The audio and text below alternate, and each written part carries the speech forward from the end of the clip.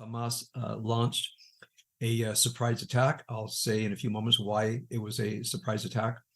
It was the ground attack was preceded by a rocket barrage of up to 5,000 rockets. Then there was an attack on the ground, very well coordinated. I'll share with how it became so well coordinated and able to evade Israeli intelligence in a few moments. They went across with bulldozers that broke down the fence. They clearly overwhelmed Israeli installations along the fence. The fate of those soldiers seems to be very grim. They had motorcycles and pickup trucks ready. They flowed through the breakages. They went into Israeli towns and agricultural settlements, kibbutzim and moshavim. They went through towns shooting at people indiscriminately. Right now, we know of about 100 Israelis murdered officially. That might increase several fold. There might have been up to 500 people murdered in this. They took over agricultural settlements. They massacred people. Survivors say people tried to raise their hands and surrender, and they were shot down instead. At least 50 Israelis were kidnapped and taken hostage. Among them, soldiers who were not murdered. Among them, many civilians who were not murdered. Clearly, this is part of the Hamas plan, is to kidnap Israelis, which, leaves a very deep wound in Israeli consciousness. The Tzahal clearly does not seem to have been prepared for this. It took them a while to get their special reaction forces involved. There have been reports of civilians fighting back if they had their weapons near them, which in Israel, for me, surprisingly, people along what's called the Gaza Strip border towns are not armed, and they're not trained as a militia to respond. I think that's going to change dramatically. So people fought back as well as they could. There were pit street fights for those who had access to weapons with the Hamas, I'm going to say, militia terrorists. Tzahal has eventually arrived. There are some settlements in Israel that were taken over by Hamas where they're fighting back. We don't know of the fate of those people inside the settlements. There's no doubt in my mind that as the rapid reaction forces begin to take back the towns, the settlements, that the Hamas invaders will be, in my sense, they will be killed or captured. They're probably not going to be able to get across the border, although, as many of you know by watching the news, they were able to get across the border with captives. They captured a tank. How is that possible, people say? It's likely that the crew was having breakfast sitting outside the tank, and they were surprised, and again, their fate is very grim. Hamas had tank drivers. How's that possible? We'll talk about that in a moment. They were able to capture Israeli Humvees, again, probably the same situation. And again, taking hostages back. There is very, very horrifying footage of Israeli hostages arriving in Gaza, being clearly very, very maltreated. Their fate is grim. So I think we'll eventually hear the news of a few things. Number one, I think they're going to, in my opinion, slowly leak the number of Israelis that they confirm killed. Some are saying it's far more than 100. Others are saying not. We'll know soon. There might be more than 50 people abducted. Again, we don't know. And why doesn't the Israeli Defense Forces give out more real-time information? We have to remember, the more real-time information that you put out is intelligence gathering for the enemy. So one reason we don't have information is to deprive the enemy of information. If you're just joining, I'll be repeating all of this for about the next hour as we go along. First of all, no service. Abigail is in her reinforced room in the apartment in Israel. I don't have it in me to teach Shmini Atzeret or Shabbat today. Now I'll give an interpretation, and then I will happy to take questions throughout the next hour. First of all, you can imagine how profoundly upset we are. One of the things that Hamas did is they attacked Israelis at a gathering at a nature reserve, more or less north of Gaza, a very well-known place. There's footage of hundreds of people fleeing.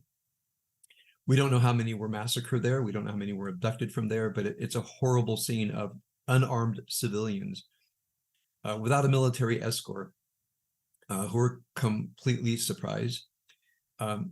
We're sure we know people who were there because there have been times in the past where our daughters have gone down to that celebration at or near Palmachim beach in Israel, probably a little bit further south of that. Secondly, everybody in Israel knows somebody who's down in Shderot, Ofakim, the kibbutzim and moshavim in the area. And again, some have been taken over by Hamas, and there's been apparently reports of mass murder of civilians. As you may recall, back in the day when Shuli made Aliyah, she was in a moshav just a few kilometers outside of Gaza. We're not sure what happened to the people in that moshav with whom Shuli and our family has remained in contact. In the greenhouse at the moshav, there are many foreign workers. There's reports that the foreign workers have also been either murdered or taken hostage and taken back to Gaza. So if you're just tuning in, I'll be repeating this for about the next hour or so. Meirav is looking for updates right now. Now, I would like to give you my interpretation. First of all, it will not surprise anybody to know that I believe, and many believe, that Iran is thoroughly behind this. The sophistication of the attack shows that it's been prepared by a very, very well-trained intelligence service and army, meaning the Iranian Revolutionary Guards. They've been able to obviously get into the Gaza Strip, provide tank drivers, Humvee drivers. As you know, there's been attacks with small pickups. They call it a tender in Israel, with highly armed and body armored people who shot indiscriminately as they drove through Israeli towns. As you know, there have been drone attacks, maybe even paragliders. There's been an attempted attack by the sea that was apparently intercepted by the forces that were stationed there. And again, the little bit that I've read, and the Israeli army is being pretty tight-lipped about it, those who attacked by the sea, none of them were able to get in Israel, which means those forces apparently were annihilated. So Iran seems to be very squarely behind this. They've given the pretext about the Al-Aqsa Mosque. I'll give you my opinion. There's a few things behind this. Number one is the normalization of Israeli relationship with Saudi Arabia is terrifying. Hamas, Hezbollah, Iran, and they want to torpedo this as quickly as they can. What Hamas is doing, and somewhat successfully, is drawing Israel into a war where there will be a lot of Palestinian deaths. Remember, this is a tactic of Hamas, is to put rocket launchers in civilian neighborhood. So for Israel to defend herself, she has to attack rocket launchers. It's been a strategy of Hamas since their inception to sacrifice civilian lives so that the press, principally the European press and some American press, will fall for it that Israelis are needlessly taking civilian lives. It's absurd, it's ridiculous, but not every reporter actually understands the use of civilians in an aggressive war, especially when public opinion's at stake. This is a well-known tactic. So I believe this was very, very well planned by Iranian intelligence services, armed by Iranians, which should have, the idea that there's a blockade of Gaza, I've been saying this for years, I hope it's evident now, is completely false. If there were a blockade of Gaza, how could they have thousands and thousands of rockets and rocket launchers? How could they have untold number of rockets available? Some people say 10 to 20,000 rockets available. How could they have these vast arms? Clearly, there's a warren of underground bunkers filled with, of course, built by cement. So everything that could have gone into uplifting the lives of the civilians in Hamas has gone into building a war machine. If anybody ever says blockade of Gaza, and this has been evident for years, but very people want to hear it, the blockade runners who are able to arm Hamas to the teeth as we see today. Another thing that's going on is, I think again, I've been reading about how Iran is interpreting what's happening in Israel in the unrest over the judicial reforms. And you have probably heard of those who are against the judicial reforms advocating that people not show up for reserve duty, people, if they can, to resign from the army. The claim was made back, if we get attacked, who's going to defend us? I think people thought that was an absurd idea, that Israel would be attacked. But many people said, we deserve it because we're an occupying force. So there has been, from an external perspective, a whittling away at the morale and perhaps even the fighting strength of the IDF. I don't believe that to be true, but it could be reasonably interpreted by a foreign power. As you know, the protest movement called the Kaplan Force have canceled their demonstrations for Saturday night in Israel and have instructed everybody who has a call for reserve duty, everybody show up. So their previous call to resign from reserve duty, and by the way, many did, they've reversed that, and they're asking all their reservists to immediately report and defend Israel, because apparently there are 100, if not more, civilians being massacred, people being abducted, and wreaking great devastation throughout Israel from the rocket attacks. So I believe with these two factors, one is the Iranian Hamas desire to torpedo normalization with Saudi Arabia, plus a perceived weakness on the side of the Israelis, which, again, I don't believe that to be true. A third thing would be, because of the report of normalization with Saudi Arabia, and it does seem that the Saudi Arabians have promised to improve the quality of life of Palestinians on the West Bank and the Gaza Strip, to the point that Israel relaxed restrictions of workers from Gaza coming into Israel. And I'm not mistaken, up to 17,000 permits have been given to Gaza workers to come into Israel, and some even to stay in Israel, not have to go back. So there are thousands of Gazans living in Israel. We don't know what role that they played. Clearly, you see that the Hamas militants, terrorists, are in full body armor with Kalashnikovs and all the battle dress. I've seen videos of those being taken into custody that are in civilian clothes. I'm giving you my surmise. They've been able to track down some of these Hamas Palestinian so-called workers who are probably part of this, and they're being arrested and taken to Israeli police stations. One police station was overwhelmed by Hamas. There was apparently a pitched battle. There's reports that police stations have been overrun. The fate of the police officers, again, is very grim. This is very disturbing. Now, I think a third factor in all of this has been because of what I'm going to call, quote unquote, a kind of a peace fever, that Hamas has no interest in starting another war. And I actually saw this reported, and I believe it to be true, that because Saudi Arabia has promised to better the lives of Palestinians in return for the Palestinian acceptance of normalization, my opinion, I could be wrong, I'm not an intelligence expert, there was a little bit of the lowering of the guard for such a situation. Another thing is, because in Israel, Saturday was Simchat Torah, there is not a two-day holiday in Israel. It's one, so Shmini Atzeret and Simchat Torah are on the same day. So the night before in Israel was Simchat Torah. Many soldiers, just like the Yom Kippur War so many years ago, were sent home on leave. There does not seem to be anything that was happening. This tells me there are sophisticated intelligence networks at force to inhibit Israeli intelligence from seeing that this was coming. So there's lower readiness because of the belief that normalization reduced the possibility of an attack on Israel. I don't think those who refuse to be called up as reservists due to overt advocated pressure for people not to show up for reserve duty. I don't think that had much of an effect.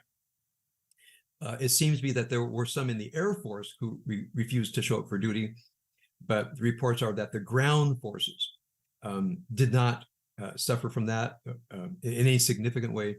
So the ground forces were not impaired by the call for people to resign from special forces units and to not show up for reserve duty.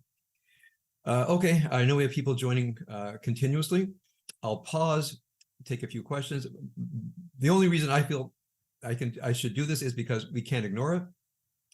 We're reading news sources. It takes a little bit longer for the news to get into English sources. So we're constantly monitoring Israeli sources, several of them at the same time.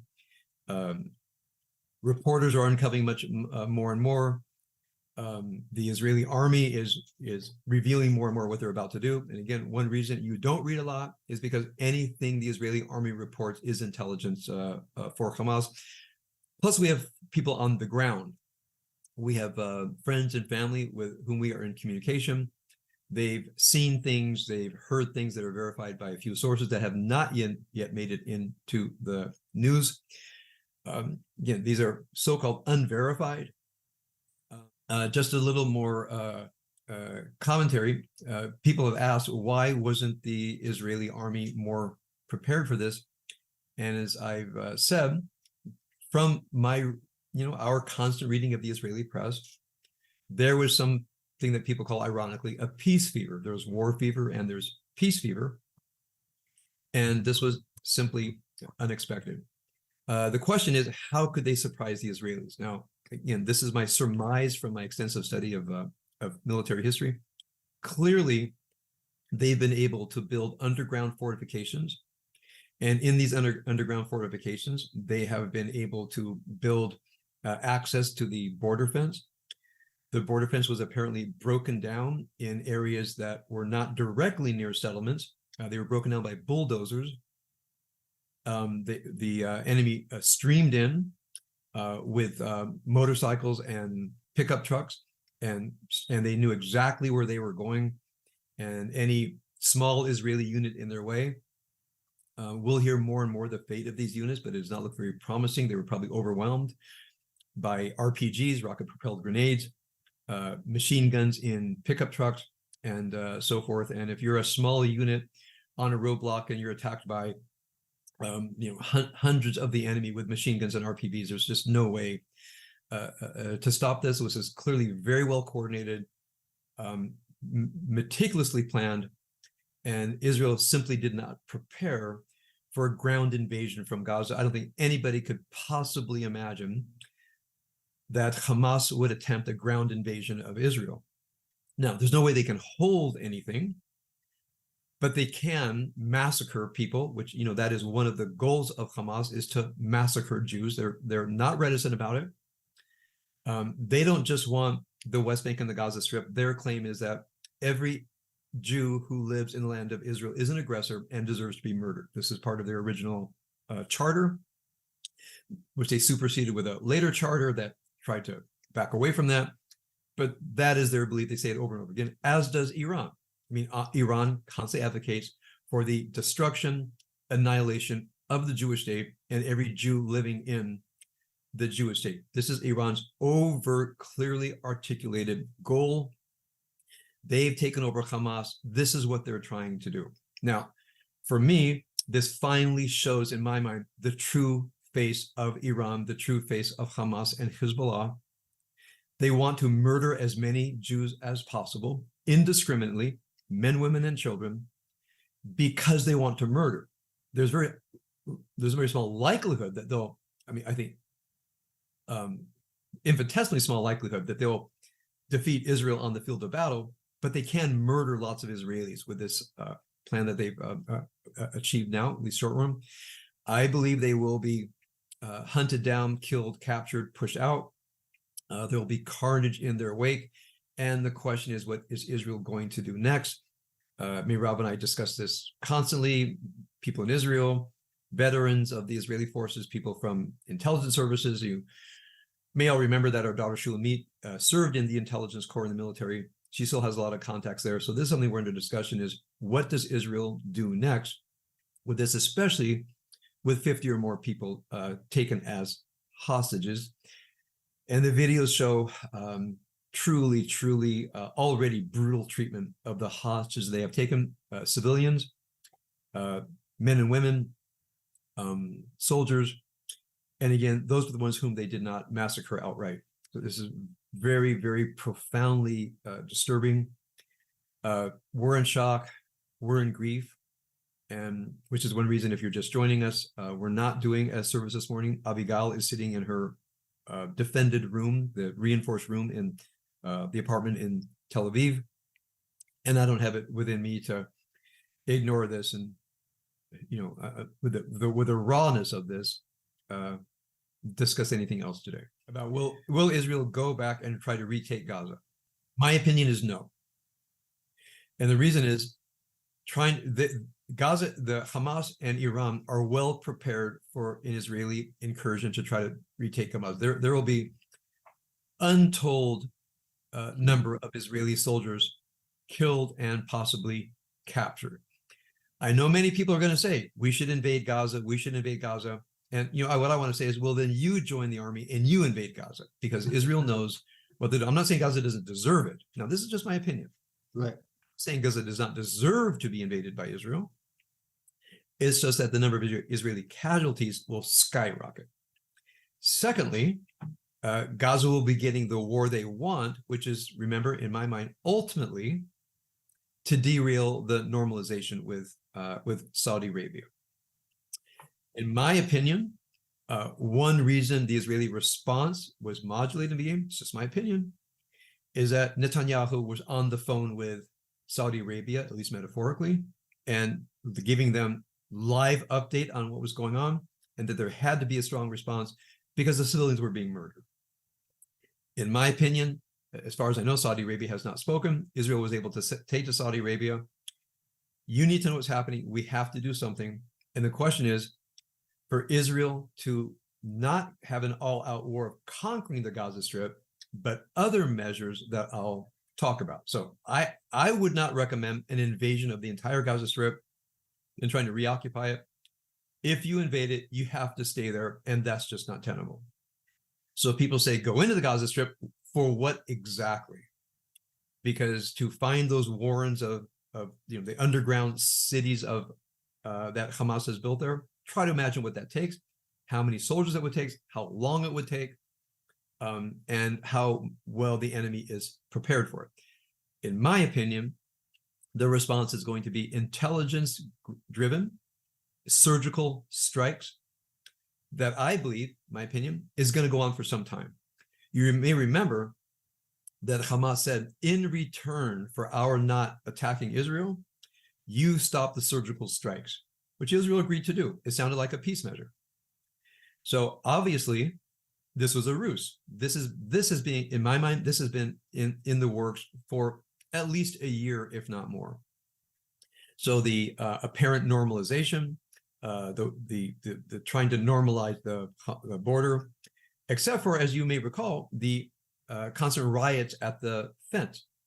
Many people are saying now that the riots at the fence were covers for preparing for this event. In many ways, I think trying to test how well these fences were being monitored. Now, remember, Israel, has a DMZ telling the Palestinians, don't cross over this certain line or we'll have to shoot. Well, Israel does not shoot. So Hamas operatives, under the guise of a civilian spontaneous riot, are coming right up to the fence and have realized that because of political pressure, Israeli soldiers will not shoot. Now, if you heard of a riot at the border fence and Israelis suddenly shooting the rioters, you'd probably be very upset.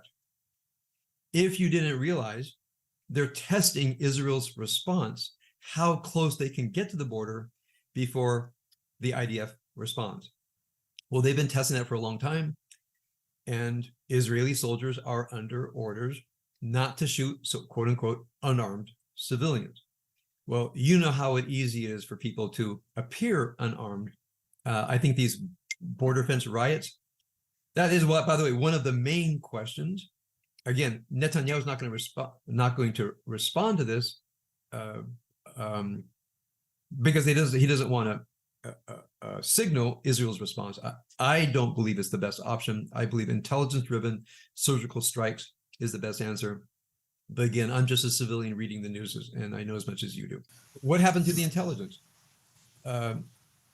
It's similar to the Yom Kippur War, where even though there was abundant intelligence that it was happening, other intelligence services said it's not happening. And this is all coming out 50 years later. And others said, well, what are you going to do? Let's say there's intelligence, this is being planned. The question is, therefore what? Shoot rioters at the fence? They're not going to do that. They know that Iran is sneaking things in. So what do? How much do we enforce the blockade? Remember, this means ultimately shooting so-called civilians. Remember where Hamas has wanted to extend their territorial waters for fishing, and Israel granted in this for the sake of normalization.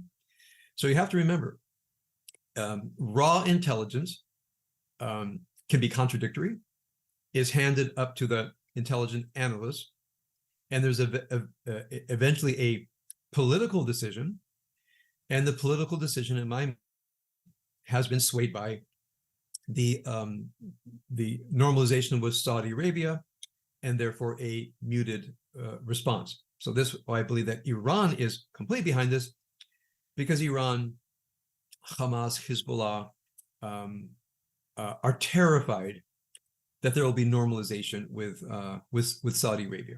So if we study the nature of intelligence, Yom Kippur War, 9/11, Pearl Harbor, the North Korean invasion of South Korea, intelligence, the Chinese invasion, during the Korean War, I've studied these things carefully. There is always enough intelligence to report that it might happen. Then there's intelligence that says that it will never happen. It goes up to the analysts.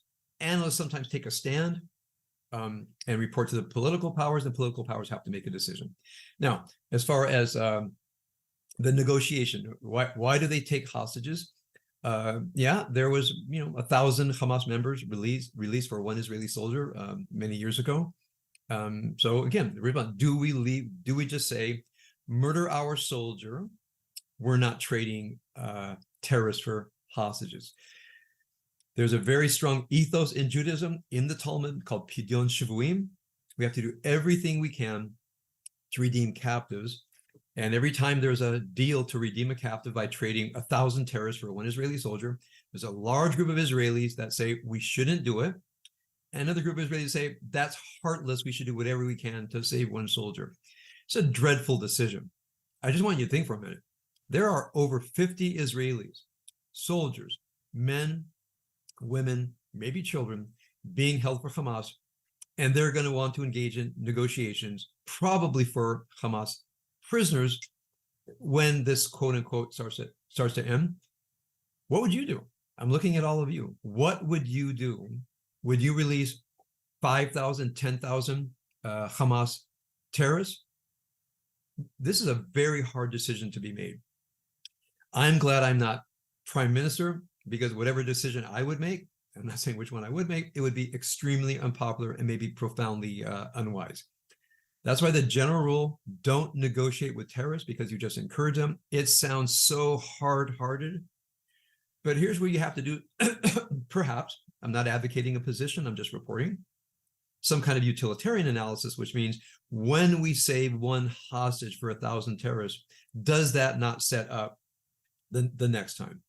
Again, I don't have an answer, but if that's what you're asking me, some say yes. When you start negotiating with terrorists, you strengthen the hand of the terrorists. And the question is there some belief that Iran is becoming more settled with, that they're not going to be able to torpedo the normalization with Saudi Arabia? That was an intelligent estimate, meaning in order to help Iran along with, not to scudder the deal, would this not be an important gesture? Now, some could say, no, we're going to continue to freeze their funds. We're not going to give in. There's not going to be any deal. You remember the huge debate under the Obama administration, the nuclear deal with Iran, where they says, okay, we won't build a nuclear weapon for 15 years. And I said, you may remember, I'm agnostic. And there were many people that said, how could you be agnostic? You're being a war hawk, we're going to create war. Other people saying to me, how can you be agnostic? Isn't it clear that Iran wants to destroy the state of Israel? Well, I would read intelligence analysts on both sides. So we have to be humble and say, there were intelligent analysts on both sides of this the entire time. Do we mollify Iran and bring them into the peace camp? Or are they simply utter liars and deceivers wanting to attack and destroy the state of Israel? I believe we have our answer. Now, so should we put billions of dollars in the hands of the Iranians so they can strengthen the Revolutionary Guards and do operations like this? I think this almost certainly has the fingerprints of Iran there. Again, I don't know that, but from everything I read, that's true. Now, so then the question is Israeli preparedness. This is one of the problems with intelligence gathering. Again, we see this with my background goes back to Pearl Harbor, the North Korean invasion of South Korea, the Chinese incursion into the Korean War, where hundreds of thousands of soldiers came across the border, and MacArthur basically could not believe it. That's why he didn't accept the intelligence. It was unbelievable to him, which resulted in uncalculable death and devastation, both to the American, principally South Korean forces and the Korean people. Then, of course, 9/11. So what leads to these intelligence failures? It's the imagination of what people want to believe. And so when you look in retrospect, the idea of creating an Israeli militia, an armed militia, people said, well, this is another Netanyahu fascist takeover.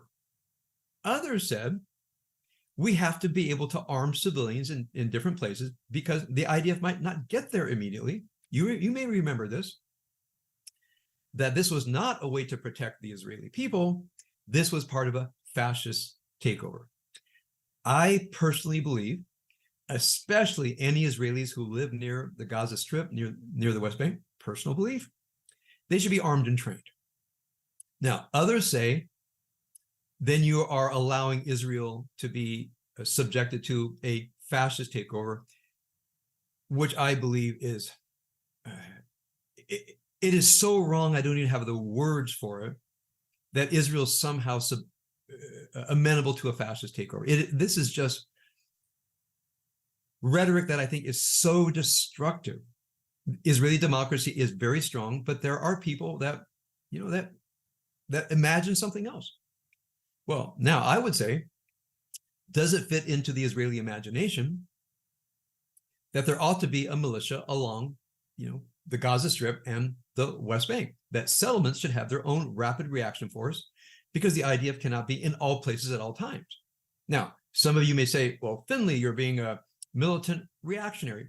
Okay, I think I'm being rational that if I lived on a kibbutz 5 kilometers from the border with Gaza, I wouldn't object to our kibbutz having a red button and enough people being armed and go to their defensive positions, as opposed to what happened here now. So yes, Israel has chosen not to be prepared for this kind of ground incursion. The enemy knew it. They capitalized on it. Now, why Tzahal was caught flat-footed here, I've given my explanations. I think there's a kind of a peace fever going on. All the indications were that Hamas wanted to have things better with Israel to encourage Saudi Arabian money. And of course, as we know from the Yom Kippur War and many other examples, even military intelligence analysts can be influenced by their, I'm going to say by the imagination. There might be peace. Things might get better. These border fence rioters, they're just upset Palestinians. It's not really a cover for an imminent Iranian trained and based Hamas invasion of Israel. I have to say, roundly speaking, one thing that's happening in Israel is just utter disbelief that this has happened. Just disbelief that this has happened. Something like after 9/11. And then, of course, looking at Sahel, the IDF, and remember, the army is a reflection of the civilian population. Israel is a democracy. Those in the intelligence services, they are Israelis. So if most Israelis in their imagination, Hamas is not planning an Iranian-based ground invasion of Israel, they are also Israelis. So the Israeli military, intelligence service, and politicians are part of Israeli consciousness. Now try to imagine someone getting up and saying, we have to arm and train civilians near Gaza. We have to create an Israeli militia, and we have to shoot those border fence rioters because it's a pretext for an Iranian invasion. Those people would be called lunatics and hounded out of public life. I think you would agree with me because we've seen it. People who cause the alarm on the what I'll call the alert for warfare alarm are in current situation hounded out of the conversation, just as before the Yom Kippur War. Those who said there's going to be an attack, they were just discounted, and more of this is coming on, is being revealed. Meir and her government, they were fully apprised of the possibility. You may remember the Americans said, don't attack first. Whatever you do, don't attack first. Because Israel knew within hours that it is coming. They were told not to attack first. I'm not saying it's a perfect analogy, but you can see the analogy. So yes, Israel is called flat-footed because Israeli society was called flat-footed, and the Israel and the IDF and the intelligence services are Israeli. And those who took a much dimmer view, in my opinion, just from reading the news in Israel, they were discounted as warmongers. It's tragic to see this in the rearview mirror, but I think that explains why. The Israel in general, Israeli society, therefore the army, therefore the intelligence services, it really is one political body. I'm not happy about it, but I think it's an answer as to why the IDF was caught flat-footed here. I'm giving answers to questions, but our hearts are broken. When we see video of hostages getting out of the back of a Hamas military vehicle, we saw a woman in sweatpants and a t-shirt, handcuffed and bloody and manacled and being pushed around and stuffed into a car. If you know any Israelis, that could be someone you know instantly. The huge gathering at the nature reserve outside of Gaza, our daughters have gone to that. You may have friends and relatives that have gone to that. If anybody caught in the exact wrong place at the wrong time, they've either been murdered or taken to Gaza. So I can't express the sadness, grief, and heartbreak that we are feeling here for so many things, but especially the fate of those who have been massacred and taken captive. The main question is that people are asking, how could this happen? I want to explain to you, in my opinion, how this could happen. And then we have to go to grieving. But I think in order to grieve, we have to get these questions out of our head. I really want to do as best as I can. And again, this is only from Meirav and I studying this continuously, reading the Israeli press across the political spectrum, and knowing people in Israel that are in the army, in the intelligence services, and even our getting, as much as people could do without breaking the law, their sense of what's going on here. For a small number of Israelis, this was not a surprise. But as you may know, they were hounded out of the public conversation. And in retrospect, maybe they should have been listened to a little bit better. I'm not saying I was in favor of it. When I heard create an Israeli militia, create civilians in their own cities and settlements with a reaction force, I was uneasy about it. Ultimately, I said yes, because there is danger. And I remember back in the day when terrorists would take over an Israeli settlement. There were kibbutzim, elementary schools that were taken over by the enemy, and they committed great carnage. And the question would have been, what if there have been more armed Israelis again? But that is seen as being warmongering militia. I don't have an answer. I may be really offending some people listening to this now. Hindsight is 20/20. But I'm one of those who believe that when you have an imminent threat from an organization that promises the destruction of the state of Israel, we should listen to that. It's my opinion. Again, I'm not blaming anybody because I understand those who say having civilian militias is a dangerous thing. I get both sides. I made messages, but I'm not Israeli. I'm not in politics. I don't have to sustain it. I'm not up for election. I'm just a person with a private opinion. But that is my opinion. When I would share with people what exactly Iran says, annihilate the state of Israel, murder every Jew. Hamas says the same thing. People say to me, well, you don't make peace with your friends, you make peace with their enemies. Some kind of bromide, some kind of slogan. They're supposed to say, oh, okay, well, since they announced their intention and they murder Jews all the time, we shouldn't believe them. And I have to share with you, I completely agree. When you try to say that, and remember, I want peace. I'm one of those people who, still had a vague hope for a Palestinian state. I'm not against the Palestinians having a state. In principle, I would just say to people, what if Hamas comes into power in a Palestinian state, which they would? Right.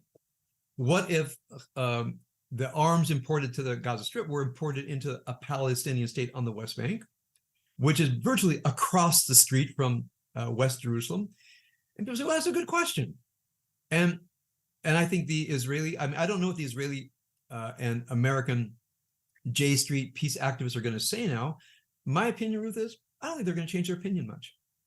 I think that when people have entrenched opinions, they don't change their opinions. I consider myself a centrist, which means I'm open to evidence. It does not mean that I'm always on the center of every view.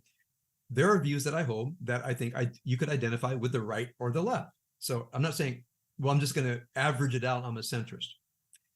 On the issue of Palestinians, I personally believe that most Palestinians that we've met, they'd accept peace if it were politically decided. They would accept peace with Israel. On the other hand, there's a significant minority. Unfortunately, they are really fascist. I mean, not the pretend claims of fascism. They really are fascist tyrants that don't care about the popular will, and they will lead Palestine into war because at some degree they're nihilists. They're nihilistic, which means they don't care if they die or especially if somebody else dies because of a principle that Israel must be defeated. So the idea that we have to keep killing Jews and they'll keep killing us for 100 years, they believe in eventually an ultimate victory. So the question is, how does one compromise with this? And you're right, Ruth, it's just devastating to the imagination that this is a perpetual war until one thing will change the makeup of the entire Middle East. And that is the collapse of the Iranian regime. If the Iranian regime collapses, there's no more money, funding, or training to Hamas or Hezbollah, things could change. I think those of us who care about human rights, women's rights, gay rights, etc., we were very hopeful for the unrest in Iran, hoping that would lead to the collapse of the regime. It didn't. As you know, it's been brutally repressed. That would make the difference. That's the only thing that would make the difference. And then the question is, how many nations are actively working, not militarily, but actively working for the collapse of the Iranian regime? I don't think many, and I don't think enough. This is my, again, personal opinion. And I'm not dictating my opinions upon you. I could be wrong. I'm happy to take a question. If you strongly disagree, certainly you can offer me a comment. I'll respond. But again, my role today is number one, give all of you as many facts as I can, analysis that is backed up by the facts, and to communicate you our deep and utter sense of grief for the suffering that's taken place in the past 24 hours. Likely hundreds have been massacred, which is unimaginable. This has not happened since the 48 war, of hundreds of Israelis in total being massacred. The 1929 massacre at Hebron, by the way, which resulted in the building of the Haganah. The idea of Israelis being massacred by Palestinians went out of the Israeli imagination after the 1948 war. and now it is firmly back into the Israeli imagination or mind. They really do mean to massacre as many Jews as they can. For us, and for many of you, that includes all of Miral's family. It includes our daughters. It includes, our network of friends, many of whom are our daughters' age, who are recently in and out of the army or are reservists.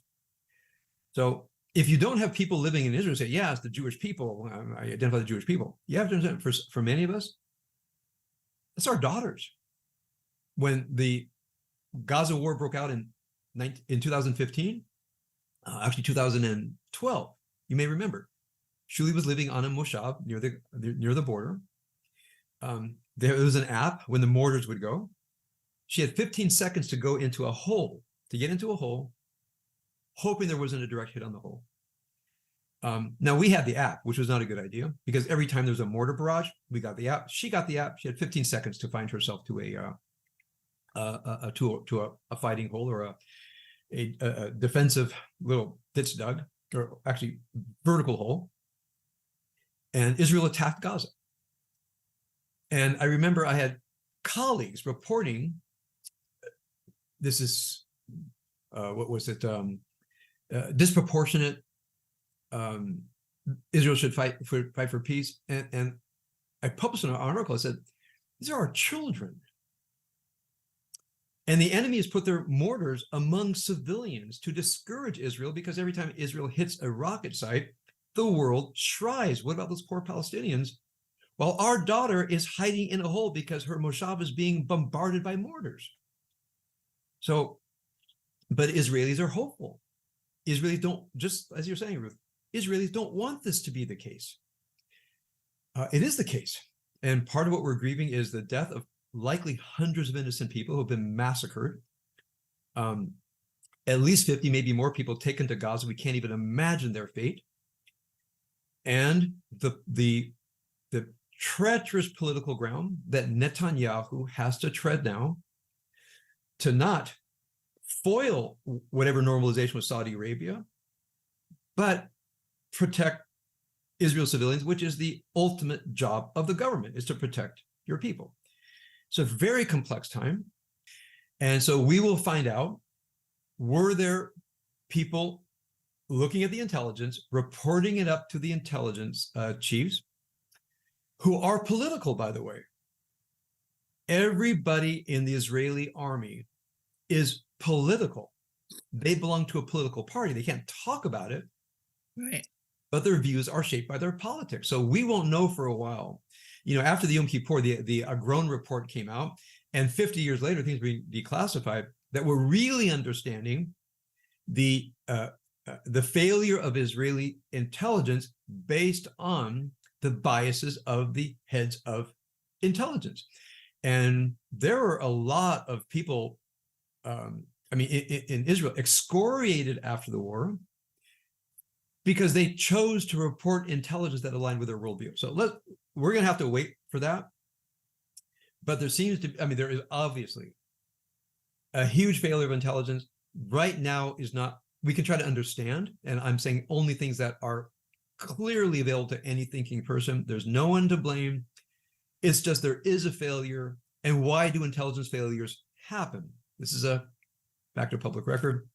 Thank you for your comments. Yes, I would assume that among the so-called peace camp, there's a particular devastation. How much they have, again, if I were in the peace camp, I would feel a particular devastation that I haven't really understood the other side enough. I think if you're more in the conservative camp, the realpolitik, that these are our enemies, there's probably a rule that we weren't listened to, okay? Because we know people on both sides. The people have been called up for reserve duty. And there are a number of them who are our daughters' ages, and they're being mobilized and sent down there. And we don't know what's next for them. And we know some of them very well. We love many of them. And they're putting on their uniforms. They're going into harm's way. So this is a very grievous, very tough time for us as, I'm going to say, as Israelis, living here. And I think every Israeli like you, Ruth, or people who lived in Israel. I know we have many people who are grew up in Israel. There's a vast number of complex emotions here, but the main emotion is grief, terrible sadness, fear for our loved ones, a kind of an impotence, as always with these situations. I mean, eventually it's going to come down to the political establishment to figure out how to protect Israel, disincentive this from happening, probably for decades to come, and not completely destroy the possible normalization with Saudi Arabia. And ultimately, the world can see that there really is an axis of evil with Iran, Hezbollah, and Hamas. That's my hope, that we now see who these people are. The minute you're going to have reports of civilians raising their hands and being machine gunned down, the nature of these people will become clear. It's not out yet, although there are photos of bodies on the ground in Israeli cities covered up with tarps. There are people who say we witnessed massacres. People put their hands up and got massacred anyway. They're not putting photos. They're not giving documentation for reasons that I think I understand. But when the full nature of this comes out, the world will understand we are actually dealing with evil incarnate. There are units, for example, in the armored corps, they're probably not calling up reserves. They probably have enough armored crews ready to do what armored crews do, but there's not going to be an armored invasion of Hamas. Armor is basically for conventional armies. However, there are many people who are highly trained in counterterrorism, in urban fighting, understand surgical operations, and many of them officers. So what happens when they realize they need a large cadre? In my imagination, remember, I only know what we know anecdotally, who are experts in this kind of warfare, who've been out of the army for a few years. They still go to reserve duty, or they have not, even if they haven't gone to reserves, they are trained in counterterrorism, and their skills are needed. In my opinion, just my opinion, there will be Israelis who are going to be volunteering for reserve duty and saying, I need to defend my country. So notice the movement of don't volunteer for reserve duty, resign from the reserves, resign from the army. I think that's going to shift. So who's being called up? My opinion, recent discharged veterans of special forces units, maybe even people not so recently discharged, but have a massive understanding. We know people who not only were in counterterrorism forces, they trained counterterrorism forces and actually trained American counterterrorism forces, NATO counterterrorism forces, and that was their job in the army. They were officers. We know some of them quite well. Now, they are out of the army a couple of years, but that expertise can't be wasted right now because there may be a profound growth in the need of highly trained special forces operators. Signals intelligence, Unit 8200. They're going to probably remember that. Unfortunately, in the movement of quit the army, don't go to reserve duty, that's particularly strong in Unit 8200, the Israeli signals intelligence. It really hurt me to hear that people, I'm sorry, my politics are going to come out, they actually believed in this ridiculous ruse of a fascist takeover. It was an utter ridiculous thing that was motivated by hatred of Netanyahu. But somebody actually believed it. And, Sherry, you were there when we had 40, 50 people in our congregation, you and many attorneys, and I walked people one by one, and we all agreed, yeah, there's no fascist takeover. It comes down to hatred of Netanyahu. All right, it's a democracy. People do whatever they want. But I think Unit 8200 has to be, if it was indeed weakened, it has to be re-strengthened. So you're asking who's going to get called up? Signals intelligence, military intelligence, which means human intelligence, observation of the enemy, planning surgical strikes, which Anita was called signal intelligence, which means the computer radio traffic, and then human intelligence was actually observing the enemy and knowing where to hit. Once you know where to hit, you have to have commandos ready to go if you need it, which means they go inside, put the laser, put it right on the thing. Fighters and helicopters come in. So surgical response to this kind of a thing is a profoundly coordinated activity with many branches of the Israeli military who have to learn how to work in coordination. And again, there are a large number of people who have mastered this special set of skills, and they're, depending on their age and how long ago they were discharged, they're going to be called up and populate that. If I'm correct, that the response is probably going to be more of a series of surgical strikes ongoing, as opposed to a full board attack and reoccupation of Gaza, which I think it would not be a good idea. However, the leadership of Hamas, as much as possible, have to pay a penalty. And I believe Israel's going to have to say, because Israel agreed, okay, no more surgical strikes on Hamas leadership in return for your promise to stop murdering Israeli civilians. Well, that deal is off. Now the question is, how much will that affect the normalization? And I think the Netanyahu government right now is trying to walk that very tight walk and figuring out how to surgically strike this force of evil on Israel's border and not scupper the deal with Saudi Arabia. That's my opinion, but it's an opinion I've heard more than once. From what we can read, and remember, only a certain amount percolates to the level of the press. Erdogan in Turkey wants to come to Israel and wants to invite Netanyahu to come to Turkey. That's one thing. You may have heard of a peace highway, metaphoric, a peace highway from India to Israel. Clearly, someone would have to go over the ocean, but there's talk of somehow connecting India to Israel that would have to go through Saudi Arabia, of course. So when you have a peace highway being envisioned, when you have Erdogan wanting to come to Israel and Netanyahu perhaps going to Turkey, you see the kinds of things going on in North Africa. Most Muslim states in North Africa have warmed their relationships with Israel, as well as the Gulf states. Now, so I would say, in general, the tide is moving to Israel normalizing its relationships with the Arab and Muslim world. In fact, Netanyahu just showed, he went on a map. He said, look at the world in 1948, Israel with the Arab and Muslim countries, and look at it now. It's unimaginable. I never think I would see this in my lifetime. Now, you can imagine what this does to the enemy, what this does to the Iran, to Hamas, and Hezbollah. They feel that history is turning against them. And they have the viciousness, of a cornered, dangerous animal, meaning fangs, snarling attack. They're not going to go quietly. In my opinion, this has the ferocity of ideologues and murderers who know they are on the wrong side of history.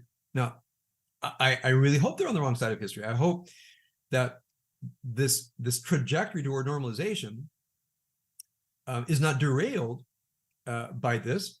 If I were Muslim, I wouldn't like to see a lot of Muslim civilians needlessly killed. If I were an Arab, I wouldn't like to see this. And who knows what? This is an emotional issue. I think what Netanyahu is hoping for is, in the Arab Muslim world, there will be rational people that will say, Israel has to protect its civilian population. And even though our people, our Arab brothers and sisters, and our Muslim brothers and sisters are going to suffer, it's a reasonable thing to any country to do. Now, there was a time whenever Israel wanted to defend herself, people immediately went to identity politics and says, we don't care why. If you are killing people in our group, you are our enemy. That's the way the Middle East has been run forever, by the way.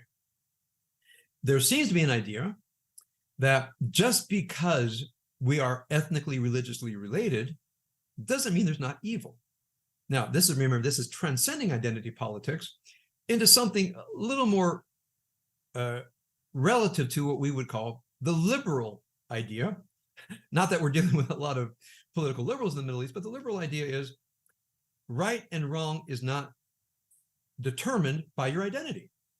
If you're a Muslim and an Arab and you murder people, you are a murderer. It doesn't matter if if there were Jews who murdered innocent people, I wouldn't say, well, if you murder my Jewish brothers and sisters, you're evil. I would say, well, what did they do? If they murdered civilians, hunt them down and kill them. I don't identify with a Jewish murderer. Now, this is a huge, I mean, it's an unimaginable shift in Muslim and Arab consciousness to normalize relations with Israel, which means to transcend identity politics. And identity politics, by the way, have been the politics of the world until the advent of liberalism, the Enlightenment in the, I'll say roughly 1800s. Now, I'll just share something else Rob and I have spoken as we're trying to figure this out. How did this happen? Well, we are both deep students of the, I don't like to call it the War of Independence personally, because Israel did not achieve her independence from Britain or something. It was a civil war. There was a civil war between Palestinian Arabs and Muslims and Palestinian Jews to divide a land.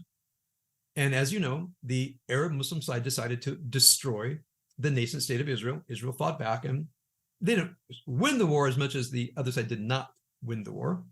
Most of the attacks have been on the periphery of Gaza. Now there are direct attacks on Tel Aviv as we speak, Ramat Gan and Petah Tikva, which is much more in the center of Israel. So houses are being bombed. Houses are being bombed, so they're not done. So what's happening in the Middle East? There's a trajectory toward normalization. Oh, so why? The 1948 generation has almost entirely died. If you were an Arab Muslim alive in 1948, the establishment of the state of Israel was a knife to the heart. So any Arab Muslim who was alive in 1948, they carried that scar. What you have is that generation dying off and a new generation of people that have a much more sophisticated view of Israel, Palestine, religion, politics, because they don't carry that wound. So one thing, now I don't have any evidence for this, but talked about it with people. They say, yeah. And by the way, what I know of the 1948 war, why there was no peace? Because of humiliation that the Jewish state of shopkeepers, which is how they understood Jews, they're just a bunch of shopkeepers. We're going to roll right over them and kill them just like the Germans did. This was in the Arab imagination.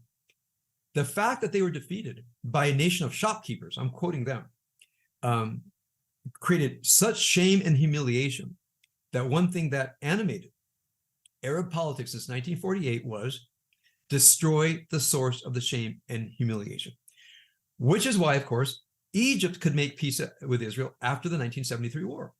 Sadat made peace with Israel because although the Egyptians technically didn't militarily win that war, they performed well enough that the feeling of shame and humiliation had been discharged, and therefore they were able to make peace. It's an ironic thing. Because of their relative success in the Yom Kippur War, they could make peace. And then there was, of course, a domino effect with Jordan and so forth. So, Joy, I hope this explains to you what's been happening in the Middle East since 1948, what's been happening since then. The closer we get to normalization, the more ferocious and murderous the enemy will become. And this is clear evidence of that. I knew an Egyptian who emigrated to the United States and studied the Yom Kippur War from neutral sources and was astonished. We lost that war. We didn't win it. However, right. Remember, it was a war of the imagination. It wasn't just a military conflict. It was a war of the imagination. Could Arabs fight Israel and not be humiliated in battle? The fact that they weren't humiliated in battle was a victory, and therefore, unless one is a scholar of the war, in the Arab and Egyptian imagination, it was a victory, which actually turned out to be a good thing because it allowed Sadat to make peace with Israel. So, yes. Now, what's going to happen because of at least the day or two long success of Hamas here? Well, in the imagination of the hardline forces against Israel, this will encourage them. I hope very briefly. I believe that the Israeli response, I think, will be measured and ruthless. At least that's my hope, because we love people in Israel, and the enemy has to be profoundly disincentivized from doing this for the next 100 years. So there's going to be momentary celebrations, momentary glee at the murder of likely hundreds of Israelis, the massacre. Again, it might only be 100, it might be more. They're going to be gleeful about that. There's going to be glee in the taking of hostages and the mistreatment of the hostages and the way that they're torturing Israeli conscience by having hostages. They will find that an object of glee. I just hope, and I don't think this makes me a right-wing militaristic reactionary. I think just about every Israeli across the political spectrum does not want this to ever happen again. And therefore, the enemy must be profoundly disincentivized. And in my opinion, this is a war, and therefore their leadership are legitimate targets. The leadership of Hamas right now are legitimate targets for the rest of their, I hope, very short lives. So the ground has changed. I just hope not enough that the trajectory toward normalization is not dramatically changed. Okay, I've been at it for about an hour. Again, I just want to report for anybody who's come on, where's the service? I think anybody who's come on now knows that there is not a service this morning. One proximate reason is Abigail is sequestered in her reinforced room. Meirav and I are in profound grief and shock. To talk about anything else would not be authentic. We needed to see you. We needed to feel as a community we've come together in shock and grief and bewilderment. I hope my words have helped people be more clear about what's happened and why. It's going to be a grievous week for us.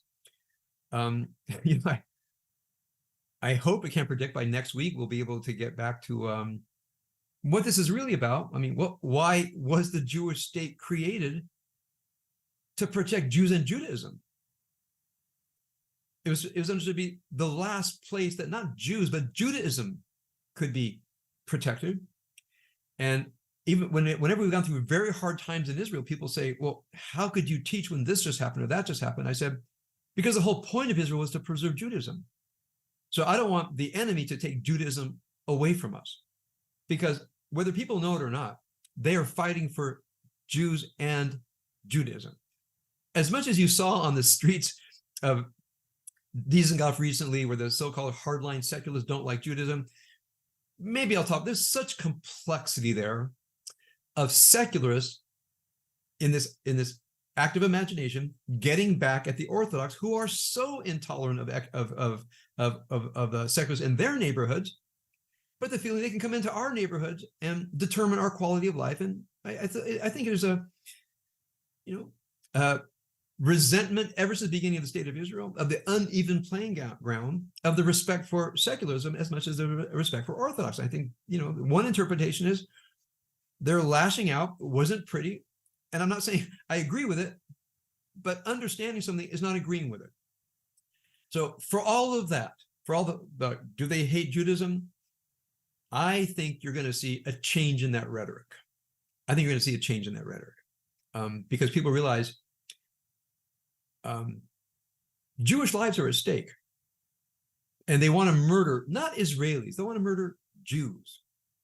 And there's a connection between Jews and Judaism, as hard as that is to define.